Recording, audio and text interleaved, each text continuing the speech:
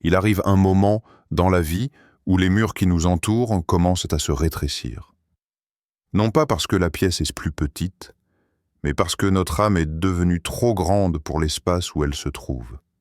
Peut-être que tu ressens cette agitation intérieure. Cette impression que, même si tout semble en place, quelque chose te murmure, ce n'est plus ici que tu dois être.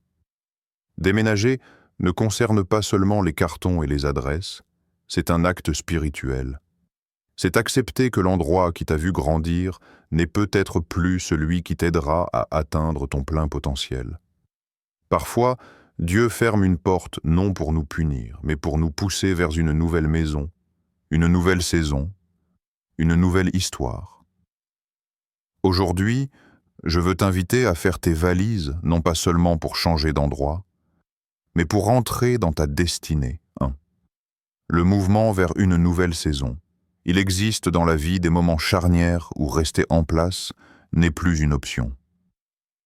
Ce n'est pas toujours parce que l'endroit où l'on se trouve est mauvais, mais parce qu'il n'est plus aligné avec la saison que Dieu prépare. Parfois, ce qui nous a nourris, inspirés ou soutenus hier devient aujourd'hui une barrière subtile qui empêche la croissance. On peut s'attacher à une routine, à un emploi familier, à des relations anciennes ou à une identité forgée par le passé, et pourtant sentir que quelque chose, au fond de nous, réclame un changement. Ce changement ne se manifeste pas toujours par une crise visible. Il peut commencer par une impression persistante. Ce n'est plus ici que je dois être. C'est souvent à ce moment-là que Dieu nous invite à bouger.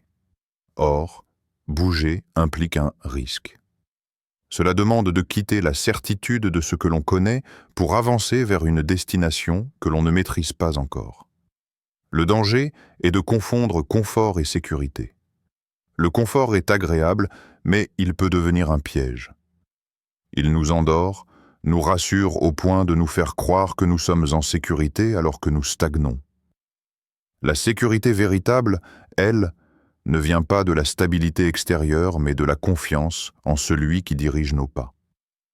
Entrer dans une nouvelle saison, c'est accepter l'idée que la vie spirituelle est dynamique. Dieu est en mouvement, et si nous voulons marcher avec lui, nous devons être prêts à bouger aussi. Cela ne signifie pas fuir les difficultés ou chercher du nouveau pour le nouveau, mais discerner quand la voix intérieure, guidée par l'esprit, nous dit que le temps est venu. Le mouvement est un acte de foi. Il signifie « Je crois que Dieu m'attend de l'autre côté de cette étape, même si je ne vois pas encore le chemin complet. » C'est souvent au moment où l'on fait ce premier pas que les opportunités, les connexions et les révélations se déclenchent. Tant que nous restons figés, nous regardons les portes fermées, mais lorsque nous avançons, de nouvelles portes commencent à s'ouvrir. En somme, le thème central est simple mais puissant. Il y a un temps pour rester, mais il y a aussi un temps pour partir. Et lorsque Dieu dit « pars », c'est toujours parce qu'il a préparé quelque chose de meilleur devant, même si cela implique de traverser un désert ou une période d'incertitude. L'important est de se rappeler que l'obéissance à cet appel est le point de départ vers la prochaine étape de notre destinée. 2. Exemple biblique inspirant du mouvement. L'histoire biblique est remplie de récits où Dieu a demandé à des hommes et des femmes de quitter un lieu, une situation ou une saison pour entrer dans une autre. Ces récits ne sont pas là pour décorer les pages de la Bible.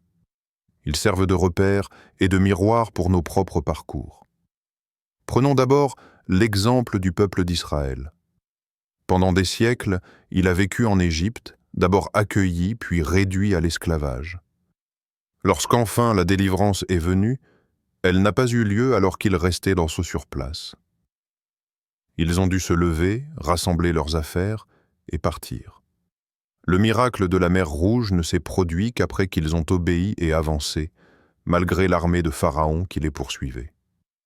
Ce passage illustre que la puissance de Dieu se manifeste souvent après l'acte de foi, et non avant.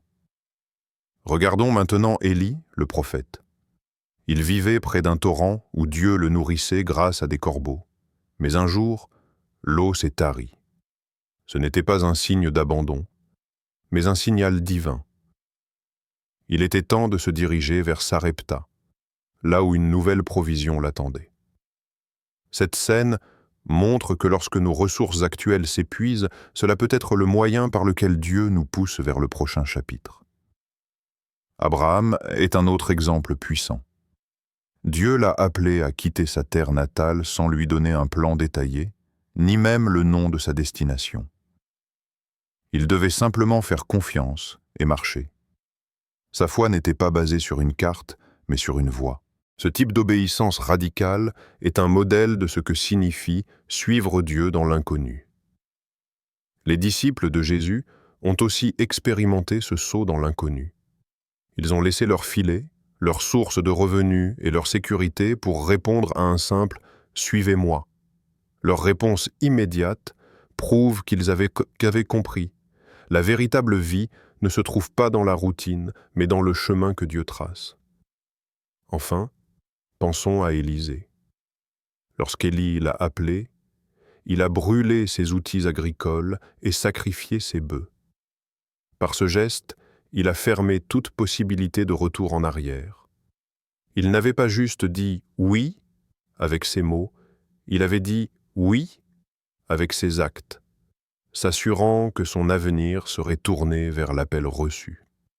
Ces exemples nous enseignent une vérité. Lorsque Dieu invite à bouger, il y a toujours une raison, même si elle ne nous est pas immédiatement visible. Chaque départ ouvre la porte à une dimension plus profonde de la destinée.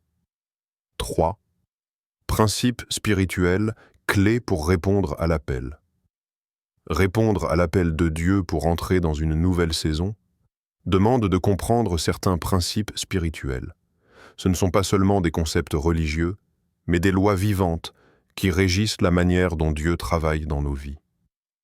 Le premier principe est que l'obéissance précède la révélation. Nous voulons souvent connaître tout le plan avant de nous engager.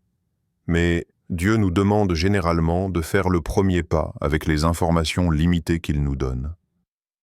C'est comme marcher avec une lampe de poche dans la nuit.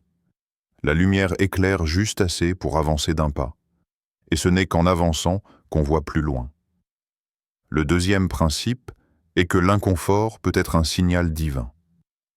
Lorsque des situations qui étaient auparavant satisfaisantes deviennent soudainement lourdes, ce n'est pas toujours un problème à résoudre. Parfois, c'est une invitation à chercher un nouvel horizon.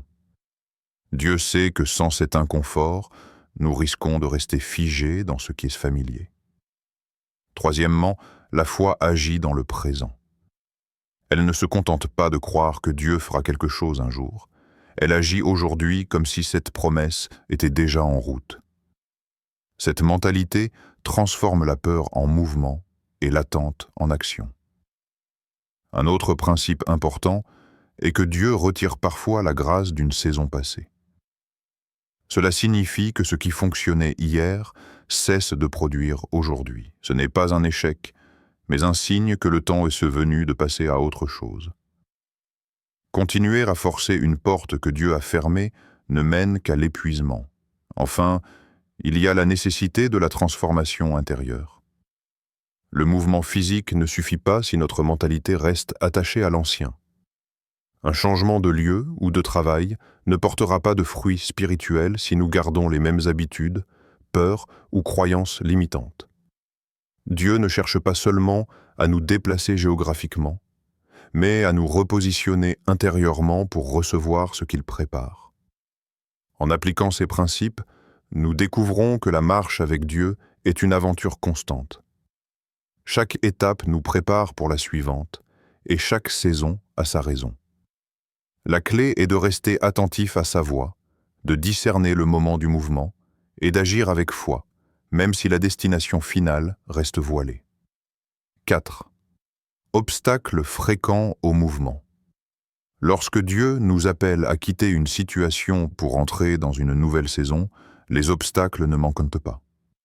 La plupart ne sont pas physiques, mais mentaux et spirituels. Et souvent, ils se présentent sous forme de pensées ou d'émotions qui nous paralysent avant même que nous ne commencions à avancer. Le premier obstacle, c'est la peur de l'inconnu. L'humain aime ce qui est aussi prévisible. Même une situation inconfortable peut sembler plus rassurante qu'un avenir incertain. Mais cette peur est souvent amplifiée par notre désir de contrôle.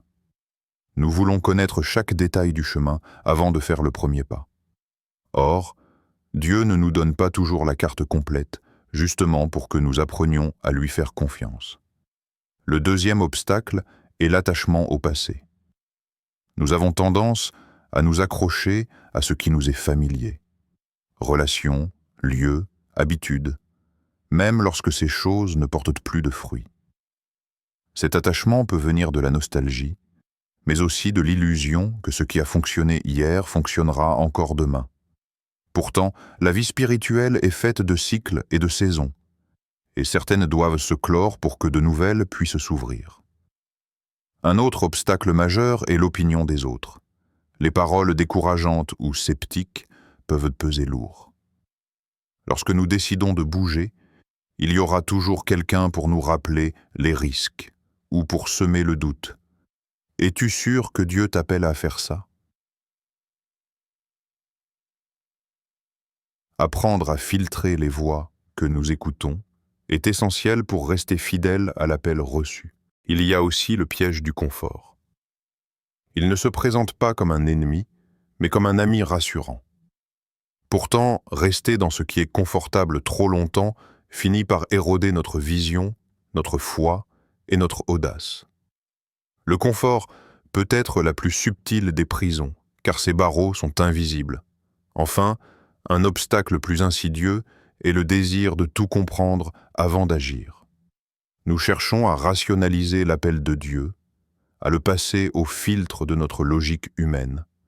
Le problème, c'est que certaines instructions divines définissent la logique. Les murs de Jéricho ne sont pas tombés parce que la stratégie de Josué était rationnelle, mais parce qu'il a obéi à des instructions qui semblaient absurdes. Surmonter ces obstacles demande une posture intérieure. Accepter l'incertitude, lâcher prise sur ce qui est derrière, et mettre notre confiance non pas dans un plan détaillé, mais dans celui qui nous guide. 5. Savoir que Dieu nous appelle à bouger est une chose. Y répondre en est une autre. Le mouvement spirituel n'est pas automatique. Il nécessite des décisions concrètes, parfois radicales. Le premier appel à l'action est de tourner la page du passé. Cela ne signifie pas renier ou mépriser ce que nous avons vécu, mais refuser de rester prisonnier de ce qui n'existe plus. Ésaïe 43, 18-19 nous le rappelle.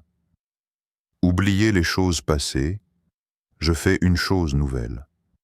Dieu ne peut pas écrire un nouveau chapitre si nous relisons sans cesse l'ancien. Le deuxième appel est de faire confiance à Dieu plus qu'à notre propre compréhension.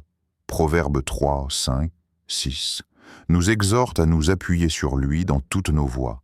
Cela implique d'accepter qu'il voit plus loin que nous et qu'il sait exactement où nous conduit chaque étape. Troisièmement, il faut poser un acte concret de foi.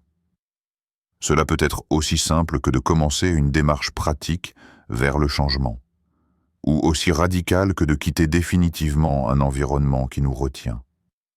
La foi authentique s'exprime par des actions, pas seulement par des intentions. Quatrième appel, changer de mentalité. Le mouvement n'est pas seulement géographique ou circonstanciel, il est aussi intérieur. Avancer avec Dieu implique de renouveler notre manière de penser, de briser les schémas limitants et de cultiver une vision ouverte à l'inédit. Enfin, répondre rapidement. Les appels de Dieu sont souvent liés à un temps précis. Reporter la décision, c'est risquer de manquer une fenêtre d'opportunité. Comme Abraham, comme les disciples, il nous faut parfois dire « oui » avant même de savoir exactement où ce « oui » nous mènera. En résumé, répondre à l'appel demande du courage, de la foi et une obéissance proactive. C'est reconnaître que notre destinée ne se trouve pas derrière nous, ni dans le statu quo, mais dans ce pas audacieux qui nous emmène vers l'inconnu, où Dieu nous attend déjà.